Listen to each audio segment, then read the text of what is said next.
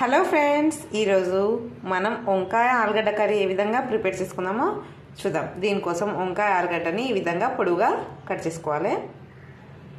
అదేవిధంగా ఆయిల్లో కొంచెం మెంతెపూరని కూడా మనం వేసుకుందాం.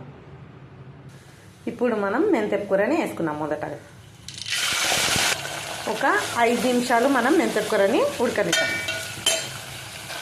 మెంతెకూర ఉడికిపోయింది. ఇప్పుడు వంకాయ ఆలుగడ్డ ముక్కలు కూడా వేసుకుందాం.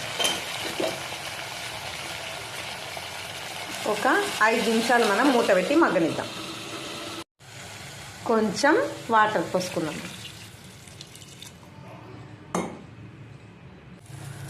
వంకాయ ఆలుగడ్డ మెత్త పడే వరకు ఉడికించుకుందాం.